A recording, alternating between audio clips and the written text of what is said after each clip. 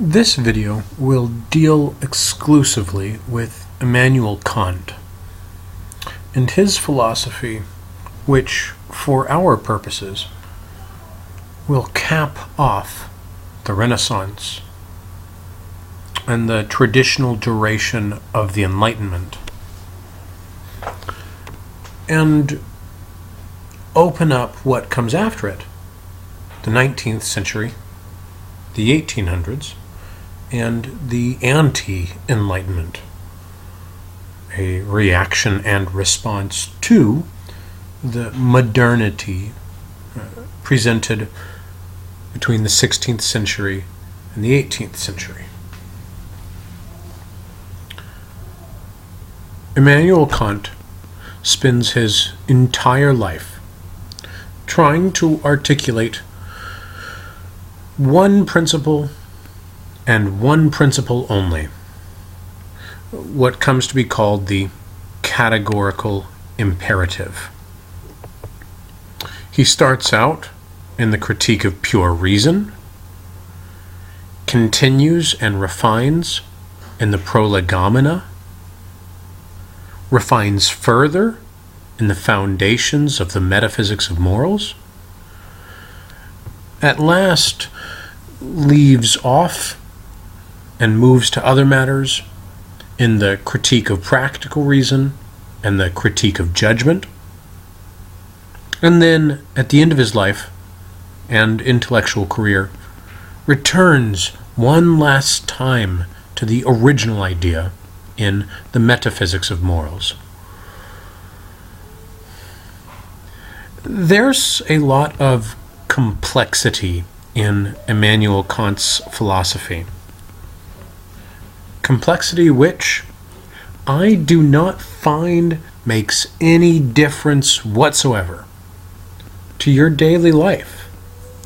And so, I'll skip right to the good parts. I'll leave you to investigate perpetual peace and the triangle of peace found therein. And I'll just briefly mention how Immanuel Kant manages to bring an end to a millennia-old debate about whether rationalism or empiricism in epistemological terms is more fundamental or more accurate. What Kant does is synthesize the two. His synthesis of rationalism and empiricism can be found in the critique of pure reason. He argues that one cannot exist without the other, and that gaining knowledge requires both. In the most simple form, the excerpted quotation that thoughts without content are empty, intuitions without concepts are blind, suffices to explain how this synthesis occurs. Thoughts, in the first clause of the sentence, represents rationalism, the workings of the mind, and content represents empiricism, observation of external reality. What he's saying is that the pure workings of the mind, without sense data or sensory experience, in a word, empiricism, for the mind to work on, there would be nothing. That without sensation, the mind can have no thoughts. It has nothing to think about. In the second clause of the sentence, intuitions counterintuitively represents empiricism. If a blind person is walking through a room and bumps into a table, they can intuit that there is a table there. It's an old-fashioned word for sensation. We usually think of intuition as a sixth sense, as in women's intuition, for example. But to intuit is to perceive, one way or another, originally. So, the second clause would read, empiricism without concepts, where concepts stands in for rationalism, the workings of the mind. So that it reads, empiricism without rationalism would be blind.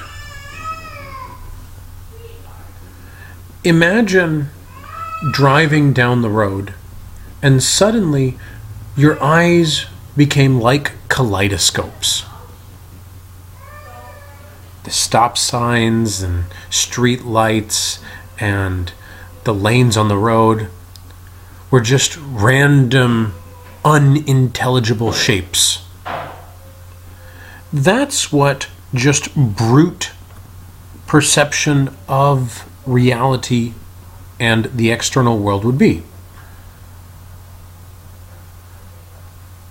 When I'm in a philosophy classroom, I can look out and see a variety of colors, shapes, of textures. But unless I have the intellectual or rational categories, concepts of person, chair, clothing, and hair, and wall, and floor,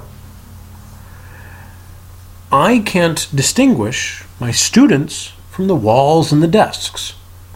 I need not only brute experience of the external world, but a mind to make sense of that experience. But these are not our main focus for today. That is an intellectual and historical curiosity. What's more important is the categorical imperative, which I argue represents the pinnacle or the highest achievement of Renaissance moral philosophy. Immanuel Kant caps off the Renaissance, and the categorical imperative is Immanuel Kant's greatest achievement. However, the motivation for this ethical philosophy is straightforward. Immanuel Kant desires to take the ethic of Jesus, do unto others as you would have them do unto you, what we saw also in Confucius as the Golden Rule, or the doctrine of the mean for Confucius. That means something different for Aristotle. To take that moral principle and rationalize it. He wants people to do unto others, not because Jesus or God tells them to. People may or may not believe in Jesus and God. But instead, to do it because it makes sense. It's logical, rational, and reasonable. This has one other consequence, which is, in order to be a moral person, it's not religion, especially, that's needed, but instead, logic, rationality. This should be emblematic of the Enlightenment project. To take a morality that had been the purview of religion and make it purely intellectual. Immanuel Kant's categorical imperative comes in three forms, or three versions of the same thing, each of which is required. An imperative is something that must be done. For example, if I say, it's imperative that you do the readings for this course, I mean, you must do them. Categorical means in all categories or all circumstances, in every situation. So, the categorical imperative is a moral principle that applies in all circumstances. It is a universal ethical principle. It's universally applicable, meaning it applies to everyone, everywhere, in every case. One idea that accomplishes everything in moral terms. Let's see what three sentences Kant can provide to accomplish these very lofty goals of both rationalizing Jesus and creating universal ethics thereby. It's pretty cool. The first formulation is what you see. Always act on that maxim, or an ethical principle, whereby you can, at the same time, will it to be a universal law. Which asks, what if everyone did it? Or, is your maxim, which means ethical principle, universalizable? Does it have universalizability? Is it able to be universalized? This is, for all intents and purposes, nothing other than when a mother tells a child, if everyone else was jumping off a bridge, would you do it too? That is a question about universalizability. What if everyone did it? Let's take a couple of examples to make the best sense of the rationality and logic implicit in this first formulation. It's easiest to understand with a counterexample. Imagine someone said, I don't think murder should be considered immoral, and it shouldn't be illegal. Well, that's a crazy idea. It doesn't take formal logic to understand what's wrong with that. Let's use it to understand how Kant is rationalizing ethics. For the principle we just investigated, the idea that murder would be okay, we ask, what if everyone did it? What if murder were universalized as law in which everyone had to do it? What would be the logical result? Well, if everyone were required to murder, there would, in short order, be no one left to murder. Nor would there be anyone to do the murdering. So that murder is okay as an ethical principle when universalized results in its own contradiction. It cannot keep self-perpetuating. And for that reason, because it results in its own logical contradiction, when universalized, it's irrational, therefore immoral.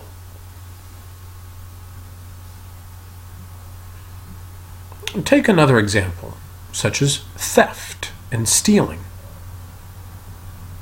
If someone were to say, "I don't think stealing is wrong," we would ask, what if we made it universal law? What if everyone did it? What if we universalized it?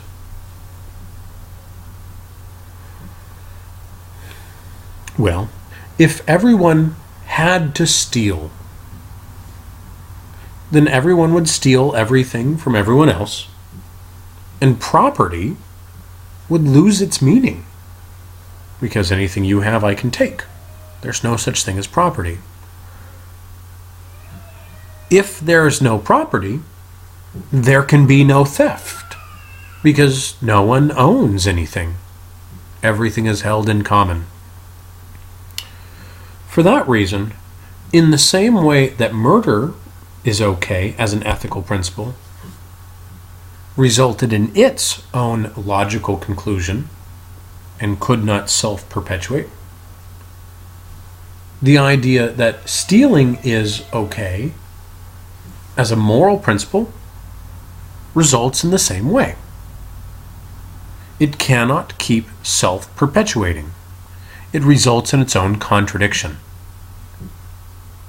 Therefore, because it is illogical, it is unethical.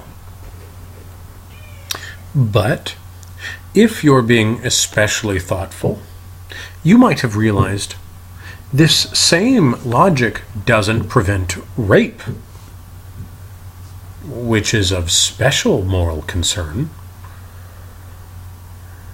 That's where we need the second formulation of the categorical imperative.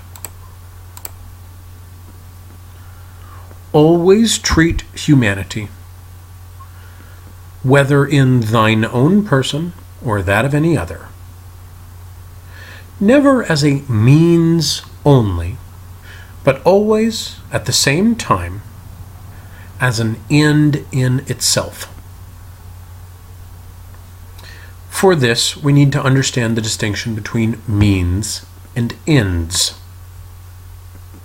A means is a tool or an instrument. An end is an end goal, but we might also think of purposes, meaning, hopes, goals, desires, dreams, things like that.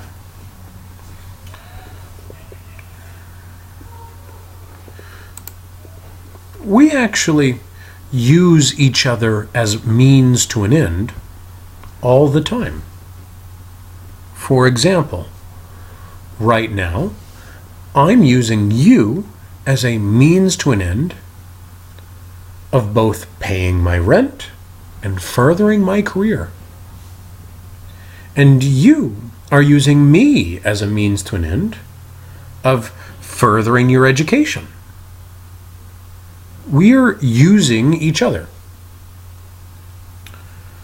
And that's fine. What would be a problem is if either I thought your sole purpose in life was to benefit me, or if you thought my sole purpose in life was to benefit you. When I recognize that you have hopes, goals, dreams, and purposes you want to fulfill, I'm respecting you not just as a means to an end, but as you would want to be treated, likely as an end in yourself, and vice versa. When you recognize that I have more that's important to my life than online philosophy classes, you recognize that I'm more than just how I can benefit you. I consider myself an end in myself. That's precisely why rape, in this rational context, is immoral. Not just because it feels wrong or we have a gut feeling. but instead, because it merely uses people without treating them as they would want to be treated.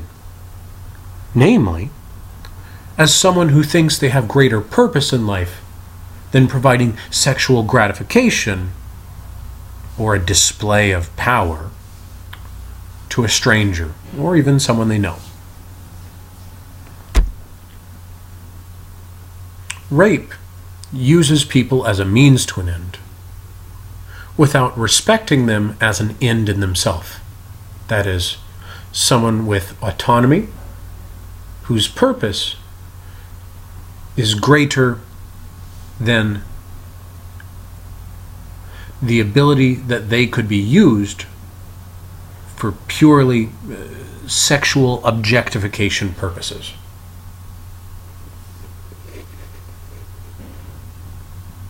Simply put, the second formulation identifies that we should not just use people, we should show them respect. And this applies whether we're talking about a student-teacher relationship, sexual politics, or the cashier at Starbucks or a grocery store. The last of the three formulations is always act on that maxim or ethical principle whereby you can, at the same time, will it to be legislation in the kingdom of ends,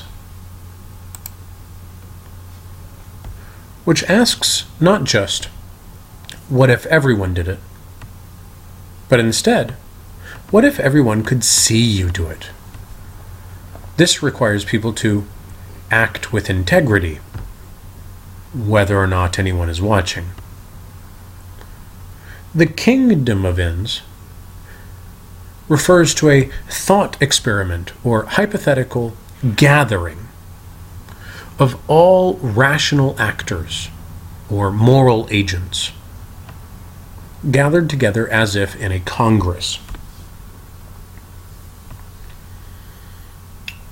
What this asks is, when you're deciding if some action would be moral or immoral, you should, in your head, imagine gathering together every human being on planet Earth capable of making a moral decision, and then passing your action as if it was a bill into law, supposedly with unanimous consent. If everyone on Earth could not agree that your action was moral, you would have a good reason to pause for concern. This protects people from attempting to get away with things, saying to themselves, not everyone does do it, or nobody's watching this, being sneaky or acting without integrity. However, there's likely incredibly little, if not nothing, everyone on Earth could agree with. Should women have to cover their hair when they go out in public? We could not agree on the morality of that. Is the death penalty or abortion moral? Kant is of no help. Abortion likely doesn't pass the tests. All three of the formulations of the categorical imperative are required for an action to be perfectly ethical. And perhaps what you've noticed is this bar is set impossibly high. Kant's philosophy is described as a type of idealism. These three formulations would make something ideally ethical. As to whether or not it's possible to achieve that high standard is an open question. So that even the life's work and pinnacle of Enlightenment moral philosophy still leaves something to be desired. And that's par for the course for doing philosophy.